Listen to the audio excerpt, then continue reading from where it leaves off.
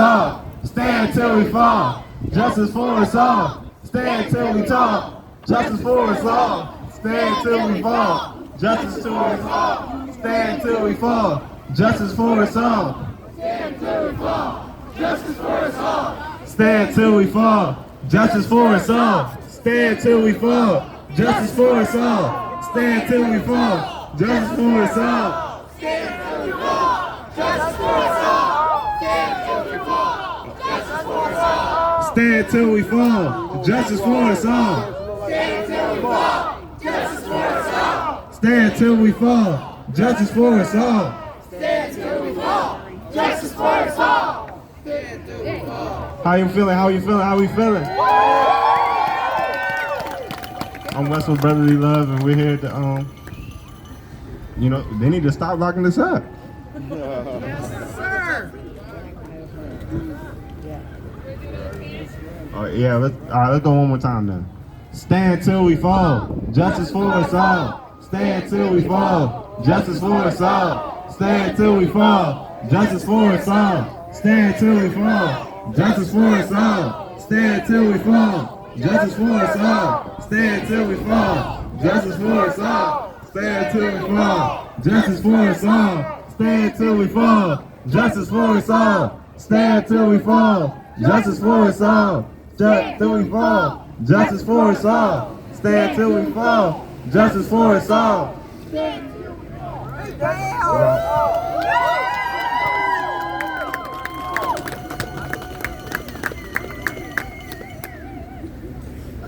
Good afternoon, everyone. Good afternoon. My name is Erika Puentes. I am the Legislative Coordinator for Progressive Maryland. I'm a proud West Baltimore native and a proud daughter of immigrants. We are here today to fulfill our civic duty to actively shape our state of Maryland so that it is more just and equitable for all. This means that we have recognized, or we must recognize, that our state has a broken and racist criminal justice system that attacks Black and brown Marylanders.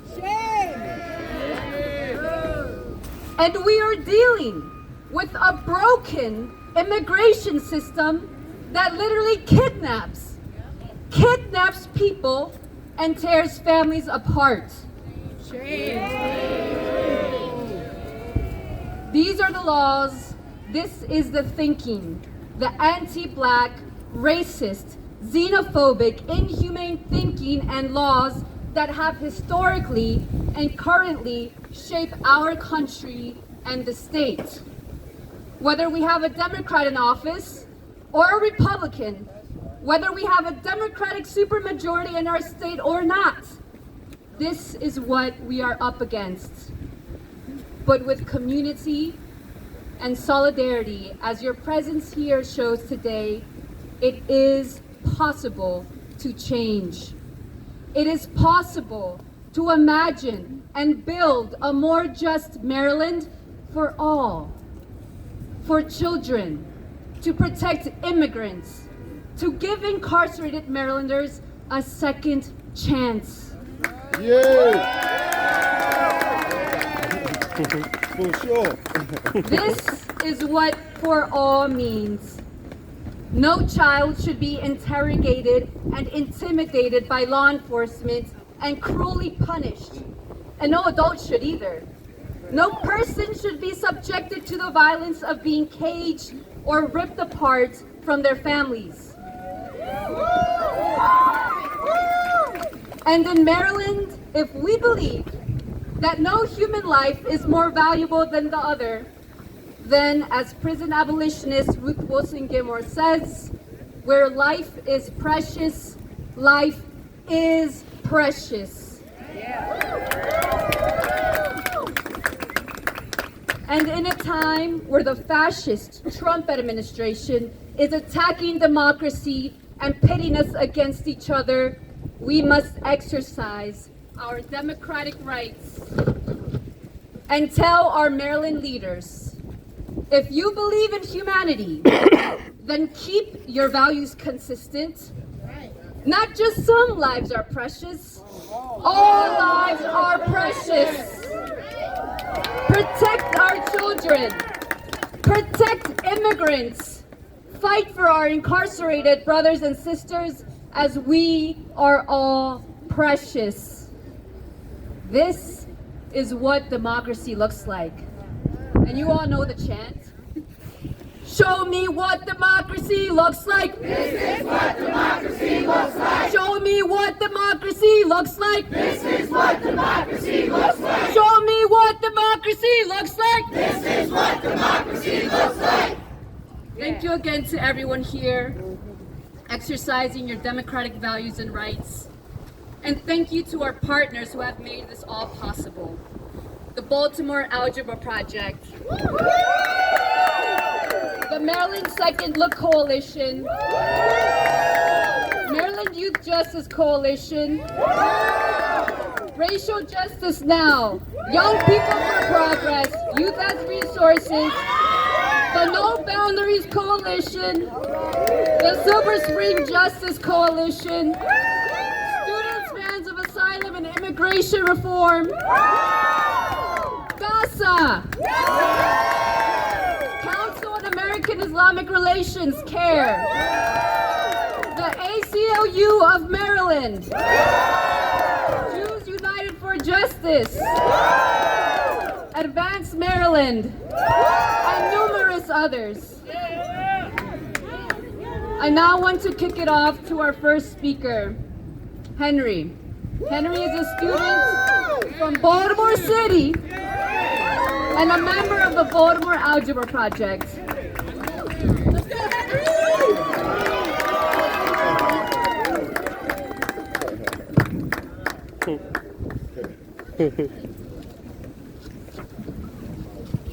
Hello to all organizations.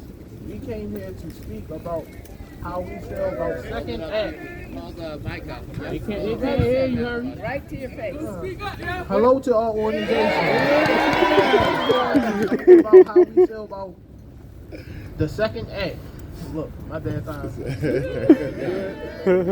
And how this act will affect the youth. Let's talk about how they want to send children from ages 8 through 9 and up to jail. Let's take a pause and really let it sit in that they want to send children to jail at that age. Right to your face. Hold it up. They want to. Right.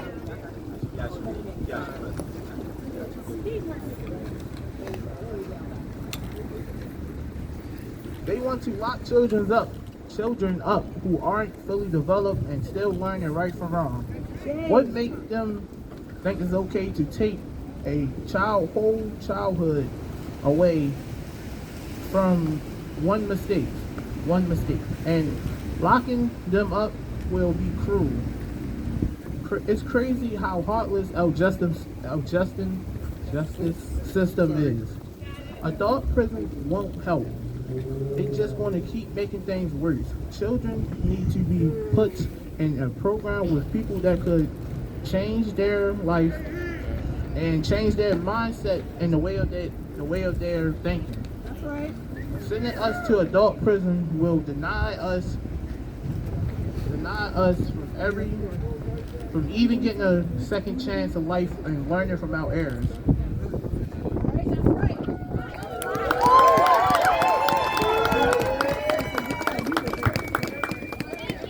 Thank you. Henry, thank you so much, and thank you for representing for Baltimore. Our next speaker will be Zakaya Sankara-Jabbar, the co-founder and co-executive director of Racial Justice Now.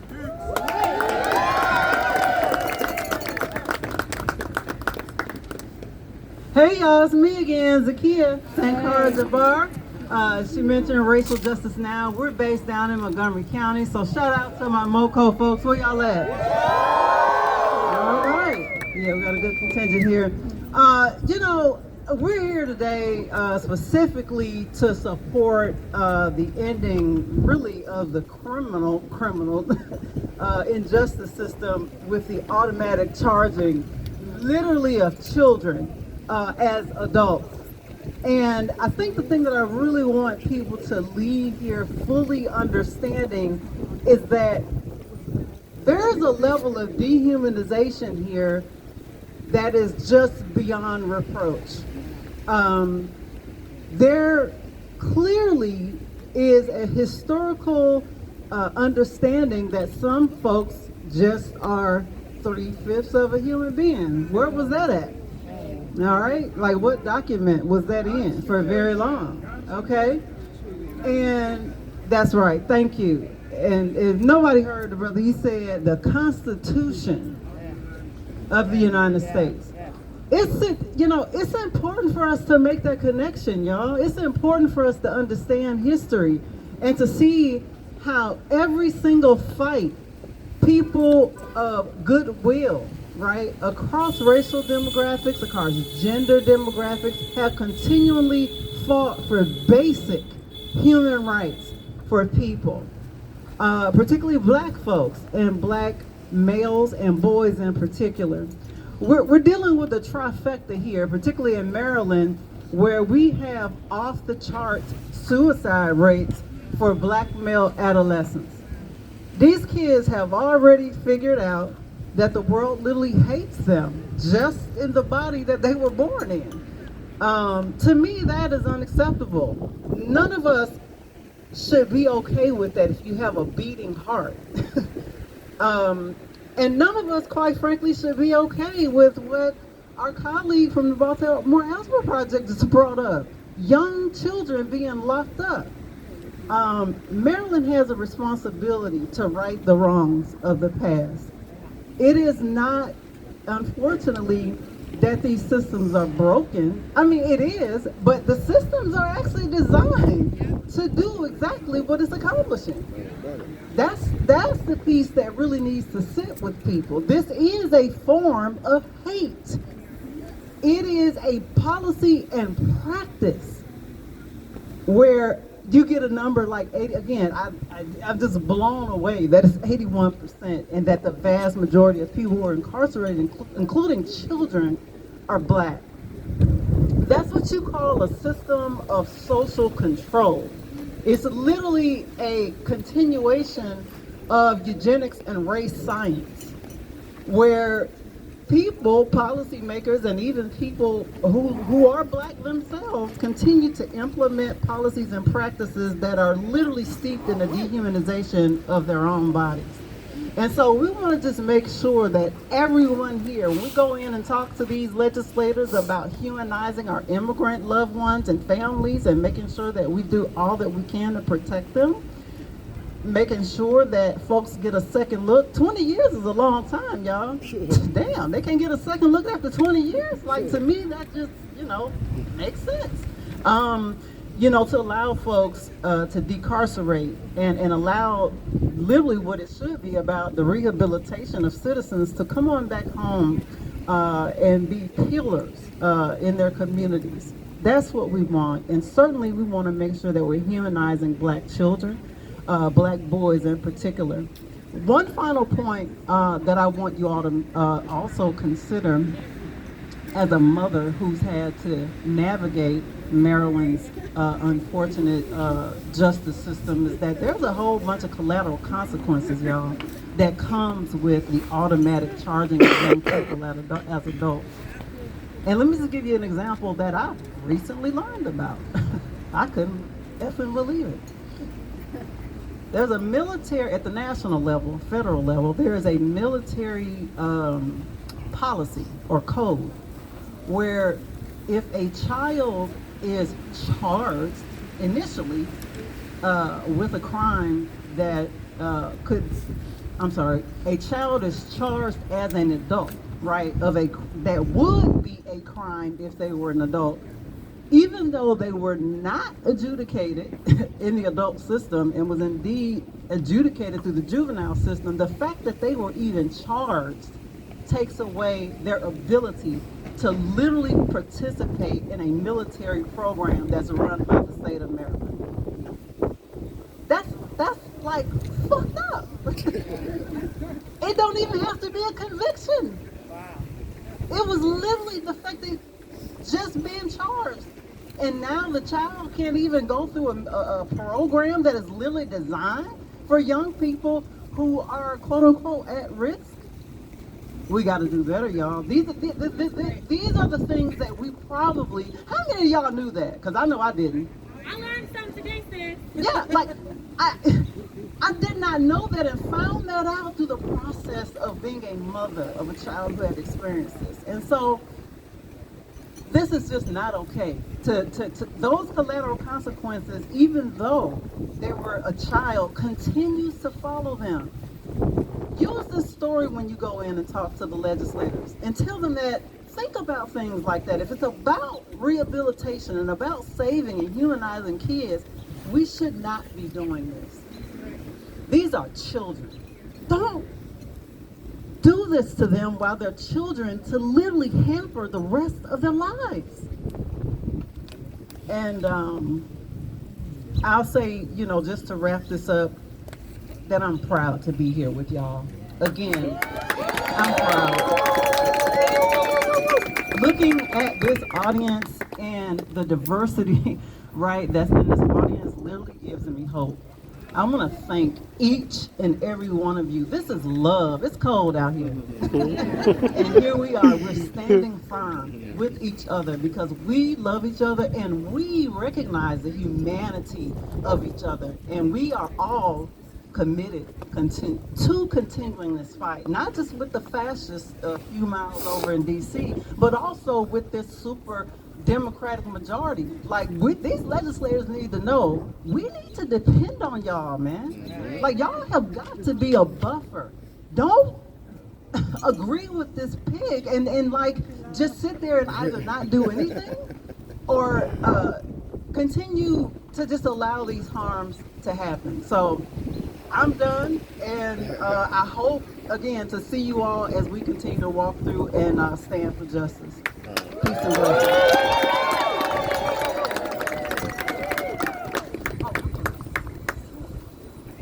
Thank you so much, Zakia. Our next speaker is another student from the Baltimore Algebra Project, Dream.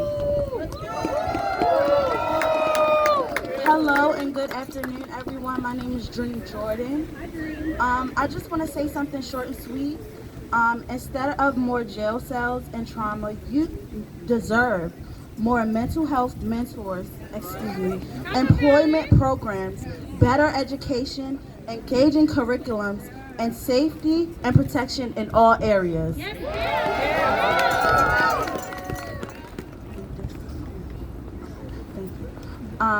I just want to say that the program that I'm in is really helpful. It's a way for kids to have opportunities that you wouldn't even think of. And that's pretty much it. Thank you. It's too cold to have too long of a speech. Thank you so much. Our next speaker is Desmond Perry, a member of the Second Look Coalition, directly impacted partner and co-founder and executive director of peer programs at Rectify. If you don't mind, I'm gonna come over here for a second. I'm not really a podium guy myself. But this is what I want to say to everybody. First and foremost, man, give yourself a round of applause for being out here braving this cold. Being out here because we're here standing for something that we all believe in, something that we're passionate about, something that we know needs to change in our state so that Maryland can become the state that it claims to be, progressive. Right? So I just want to speak for all of the individuals who are not here right now, the voices of those individuals who are locked up in our state. I am a formerly incarcerated individual. My name is Desmond Hanif Perry.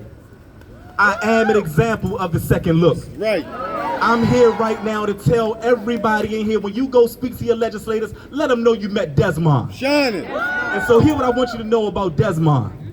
Desmond experienced at the age of 17 years old having his Miranda rights taken away from him when he was arrested and charged with a murder charge that he did not commit, and maintained his innocence the entire time until he was finally released from an adult prison cell. That's Desmond.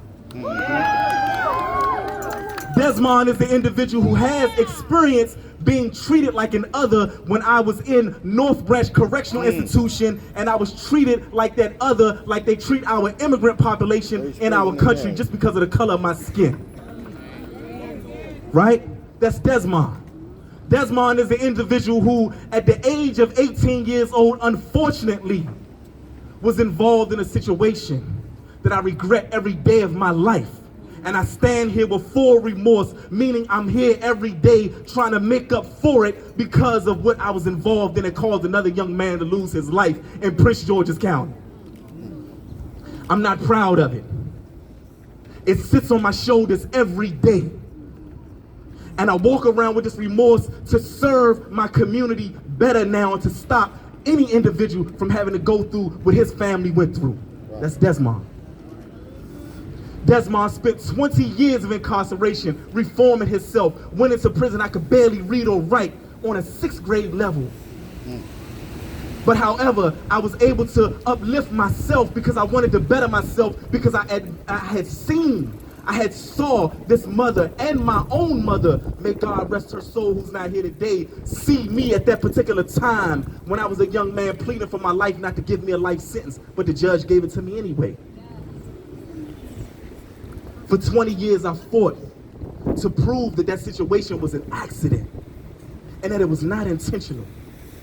And I was able to be successful in doing that. All praise belongs to God. But however, I was one of those lifers who, just like the friends that I have who are in the state of Maryland right now, who were young men just like me, who have changed their lives. I mentored youth while I was in. I did gang emancipation. I created a program that became the premier program for the state of Maryland right now, serving and treating peer recovery specialists. And I stand right here right now as one of them, serving the state of Maryland with the Office of the Public Defender. That's Desmond. I changed my life because I knew that my community needed better. I realized the wrongs and I'm here to righten them now. And this is the reason why we're so passionate about Second Look, because you have so many individuals on the inside who are just like Desmond. Went in at the age of 18, 17, 19, 20, or even 21. But they've changed. Should they not be forgiven? Should they not be given a second chance? Should they not be able to come out here and show that they are valued, that their lived experience from them being closest to the problem, they're now closer to the solutions? Right? Shouldn't they be given that second chance to come out and be a father? I'm now a father and a husband, and I couldn't imagine not being out here with my daughter now. So I just want to say, when we go in there today, let's take that passion and this spirit that we have to save our youth, protect our immigrant population, and get our brothers and sisters out of incarceration. Absolutely. Let's go ahead and take that to them and let them know they need to change that, man. Let's go get it. Go get it, bro. Desmond, thank you so much for that powerful story. Everybody deserves the right to rehabilitation. Everybody deserves the right to forgiveness. Thank you. Our next speaker is Niara. She's a student in the Baltimore City School System and a member of Youth as Resources. Hello, everyone. Hello. How are we doing today? All right. So good evening, family, and good evening to my peers from Baltimore City and Maryland. My name is Niara Millette. I am the chair of Youth as Resources of the Board of Directors.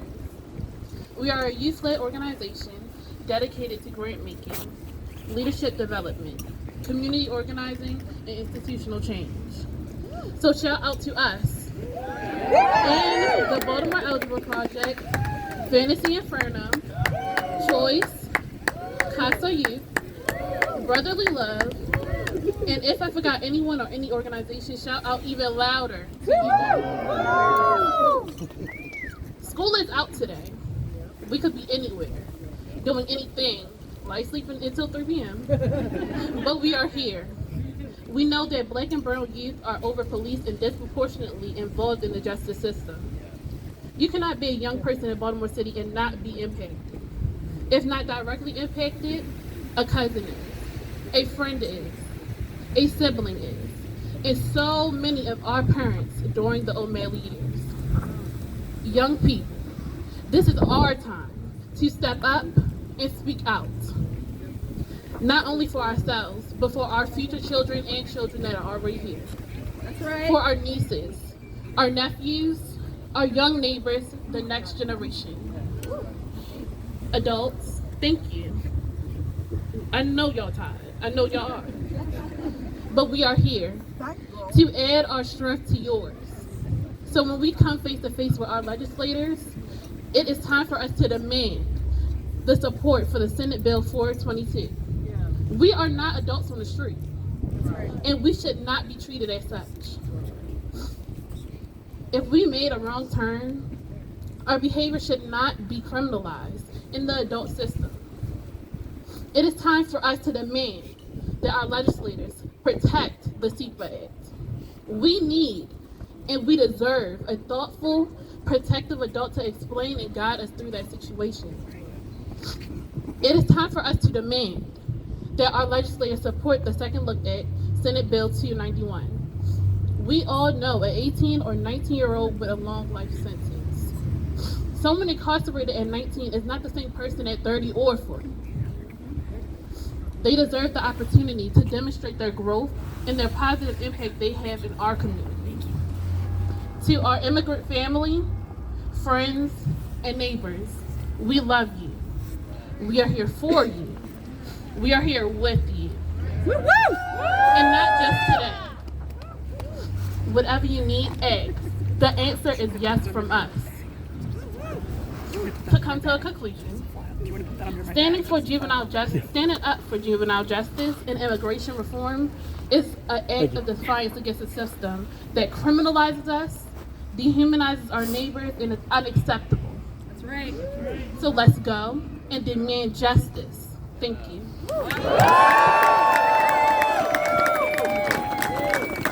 Thank you, Nira. Thank you for being such a powerful youth voice. Isn't it wonderful to see the youth leading? It's amazing to see the youth leading us to form a better democracy. Now y'all show me what democracy looks like. This is what democracy looks like. Show me what democracy looks like. This is what democracy looks like. Show me what democracy looks like. This is what democracy looks like.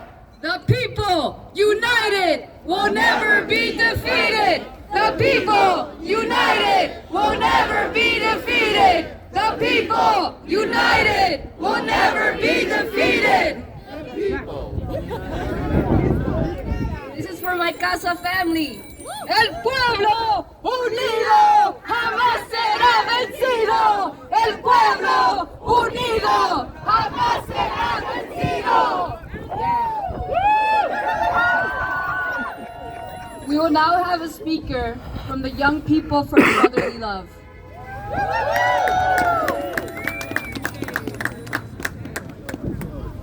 How y'all doing? How y'all doing? Give me some energy. Give me some energy. My name is Ahmed. I got my brother here named Weston. My name is Weston. We here from Brotherly Love. Who here from Oka? My name is Muhammad.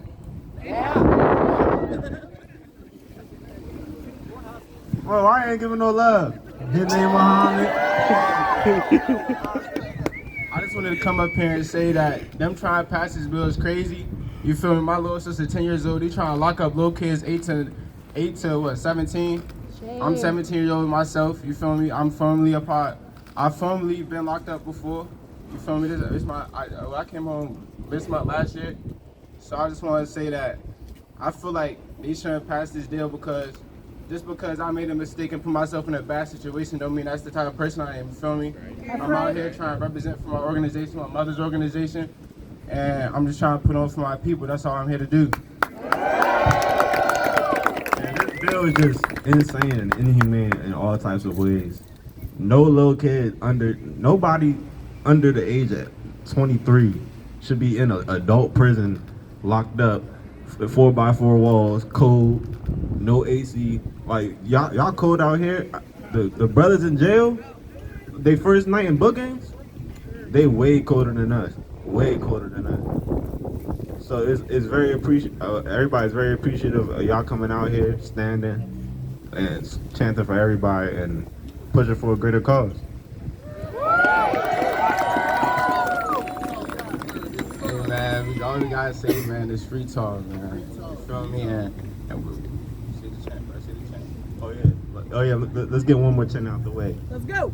Stand till we fall, justice for us all. Stand till we tall, justice for us all. Stand till we fall, justice for us all. Stand till we fall, justice for us all. Thank you, brother love. hey man, we got nothing to lose but our change, man. Hey, we got nothing to lose but our change. That's all I gotta say. Brotherly love, we out.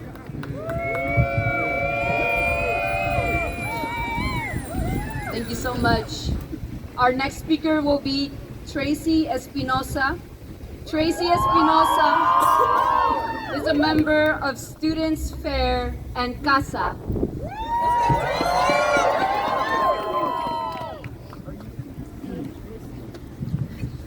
Are y'all ready? Good evening, everyone. My name is Tracy Espinosa. I'm the vice president of a student-led organization for immigrant rights in Montgomery County named Students Fair. And I'm the proud daughter of 2 Peruvian immigrants. Today, I stand before you, stand here backed by my CASA community and the powerful advocates for change. Today, I want to tell you one simple truth. Immigrants belong here. That's right. The foundation of this country is built on migration, yet millions of immigrants, our neighbors, our friends, our family, are now living under threat of deportation and in a climate of fear. Every day at school, I cannot ignore the murmurs and whispers in the hall I hear from students who are afraid of going to school and not returning back home to their loved ones because of ICE. These are not just passing anxieties. They are the harsh reality of countless of immigrant families, a consistent, suffocating fear that at any moment a loved one could be taken away, leaving an empty seat at the dinner table, an unspoken goodbye. ICE is currently run by a xenophobic and racist leadership targeting immigrant families. That's right. Here in Maryland, in Cecil, Frederick, and Hartford counties, 287G programs deputize local police as immigration enforcers, creating these federal threats into local actions. Places like schools, hospitals, and churches must be ICE-free. Schools are a safe place for education, not deportation. No individual should have to choose between seeking medical care or jeopardizing their personal information for security. Programs like 287G only deepen racial profiling and expand a policing system that has its roots in slave patrolling, one that has always disproportionately harmed Black and brown communities. We cannot allow this to continue. The Protecting Sensitive Locations Act, the Maryland Data Privacy Act, and the Maryland Values Act are all critical steps towards ending these injustices. They are not just policies, they are lifelines. That's right. They are the difference between fear and freedom. Safety, security, and our right to privacy must not be dictated by the papers we do or do not hold. And for anyone out here today, or anyone watching at home, if you are afraid, it's okay to feel scared in these moments of uncertainty, but we cannot let that fear eat us alive and keep us silent. That's right, that's right. Fear is not our future. We and those who came before us dare to dream of something better. And that dream will never be detained. That dream will never be deported. And that dream will never be silenced. All right.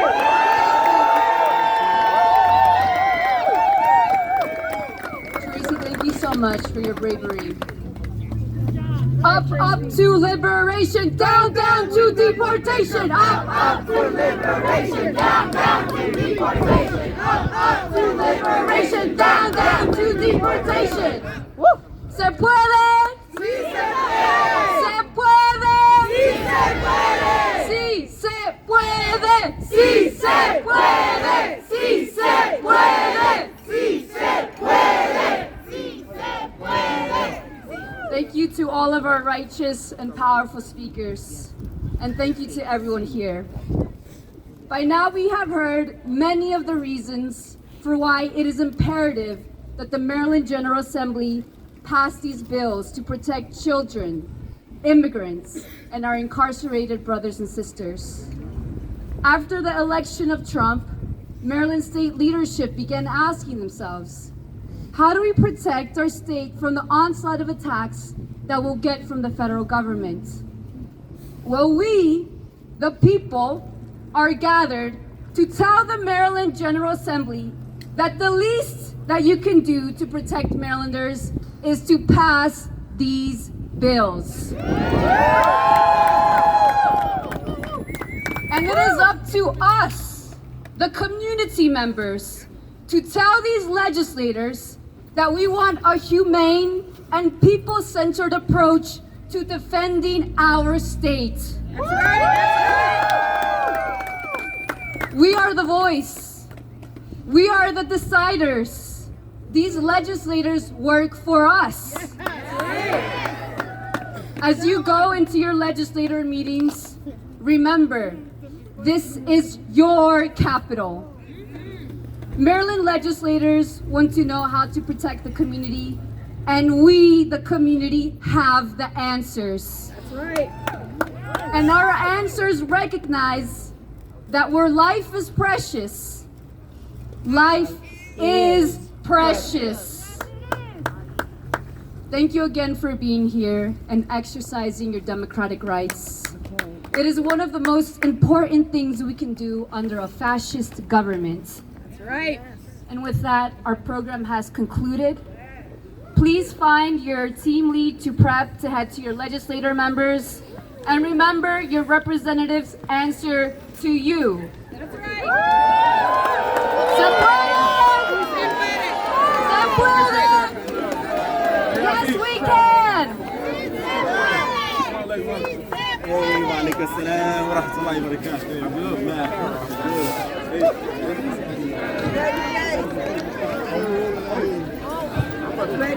Sign up, Carol. We're going to go up the stairs up here. I don't see her yet. Neither do I. Oh, I see her. Okay, Carol, where's your 11? Where's your 11? I don't know. 16. All right.